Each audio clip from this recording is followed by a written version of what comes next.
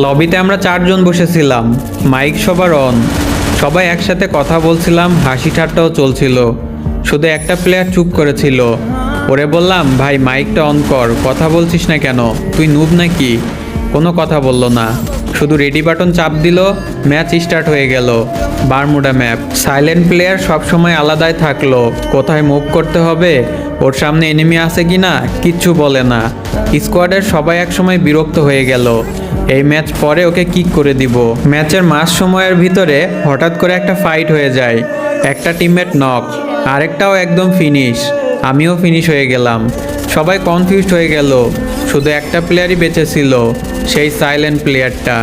সে সামনে এগিয়ে যাচ্ছিল, এনিমিদের ফুটস্টেপ খুবই মনোযোগ দিয়ে শুনছিল, গ্লোয়াল একদম সঠিক অ্যাঙ্গেলে বসাচ্ছিল। দেখতে দেখতে সাইলেন্ট প্লেয়ারটা পুরো স্কোয়াডের এনিমিকে হেডশট মেরে খতম করে দিল। আমরা সবাই শকড হয়ে গেছিলাম। লাস্ট জন চলে এলো, সামনে একটা ফুল স্কোয়াড আর আমাদের সাইলেন্ট প্লেয়ারটা একদম একা। আমরা সবাই মিলে বলছিলাম, ভাই কিছু তো বল। কোনো উত্তর এলো না। সাইলেন্ট প্লেয়ারটা জোন ধরে ধরে খেলতে লাগলো, এনিমিকে রাশ করতে দিল, গ্রেনেড একদম সঠিকভাবে সঠিক সময়ে মেরে দিল। জোন শ্রিঙ্ক হচ্ছিল। লাস্ট প্লেয়ার বেঁচে ছিল এবং হিল করছিল। সাইলেন্ট প্লেয়ারটা রাশ করে নাই, একটু ওয়েট করছিল। ঠিক সেই সময় জোন নিজেই এনিমিটাকে মেরে দিল এবং ম্যাচটা বুইয়া হয়ে গেল। সবাই চিল্লাতে শুরু করলো, আমরা জিতে গেছি। তখন লবিতে গিয়ে একটা মেসেজ আসে সেই সাইলেন্ট প্লেয়ারটার।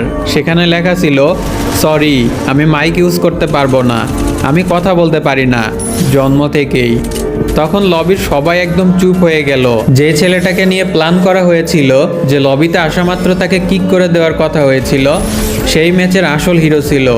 তার শেষ মেসেজটি ছিল, গেমে কথা বলা জরুরি নয়, শোনা, বোঝা এবং ধৈর্য ধরা, এইটাই আমাদেরকে আসল জয় এনে দেয়। আর এই গল্পটা আপনাদের কাছে কেমন লেগেছে অবশ্যই কমেন্ট করে জানাবেন।